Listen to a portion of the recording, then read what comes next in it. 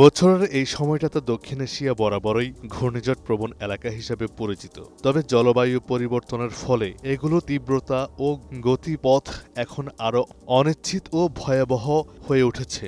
এমন এক পরিস্থিতিতে বঙ্গোপসাগরে সৃষ্টির পথে রয়েছে ঘূর্ণিঝড় শক্তি। বর্তমানে দেশের অধিকাংশ অঞ্চল তীব্র তাপদাহে পুড়ছে। বৈশাখের শেষ দিকে তাপমাত্রা কোথাও কোথাও ৪২ ডিগ্রি ছুঁয়েছে। এমন সময় ঘূর্ণিঝড়ের সংখ্যা জনমনে নতুন করে উদ্বেগ তৈরি করেছে। এটি মে মাসের শেষ সপ্তাহে বাংলাদেশ ও ভারতের উপকূলীয় অঞ্চলগুলোতে আঘাত হানতে পারে বলে সতর্ক করেছেন আবহাওয়াবিদরা। ২৩শে মে থেকে ২৮শে মে এর মধ্যে বঙ্গোপসাগরে একটি শক্তিশালী ঘূর্ণিঝড় তৈরি হওয়ার আশঙ্কা রয়েছে বলে জানান কানাডার সাসকাচুয়ান বিশ্ববিদ্যালয়ের আবহাওয়া ও জলবায়ু গবেষক মোস্তফা কামাল পলাশ।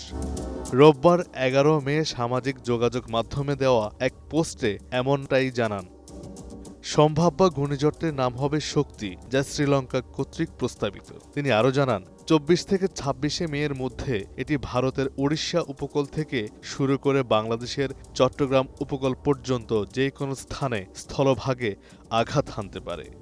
তবে ভারতের পশ্চিমবঙ্গ ও বাংলাদেশের খুলনা উপকূলে আঘাত হানার আশঙ্কা সবচেয়ে বেশি। আবহাওয়াবিদ পলাশ বলেন, বঙ্গোপসাগরে তৈরি হওয়া পরিবেশ এখন ঘূর্ণিঝড় সৃষ্টির জন্য অনুকূল। পরিস্থিতি যেভাবে এগোচ্ছে তাতে করে ঝড় তৈরি হওয়া সময়ের ব্যাপার মাত্র। তাই এখন থেকে সবাইকে সতর্ক থাকতে হবে। Bangladesh weather observation team BWT জানিয়েছে, ১৬ থেকে ১৮ মে এর মধ্যে সাগরে একটি সার্কুলেশন তৈরি হতে পারে।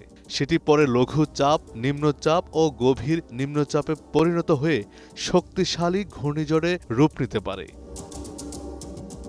এদিকে আবহাওয়া অধিদপ্তর জানিয়েছে, এখনও ঘূর্ণিঝড় শক্তি নিয়ে কোনো চূড়ান্ত সতর্কতা জারি হয়নি। তবে পরিস্থিতি নিবিড়ভাবে পর্যবেক্ষণ করা হচ্ছে এবং সময়মতো প্রয়োজনীয় নির্দেশনা দেওয়া হবে।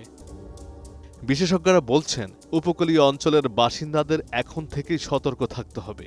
মাছ ধরার ট্রলার ও নৌকা নিরাপদ স্থানে রাখতে হবে। পাশাপাশি জরুরি প্রয়োজনে যেন সবাই দ্রুত আশ্রয় কেন্দ্রে যেতে পারে, সেজন্য মানসিক প্রস্তুতি গ্রহণ জরুরি।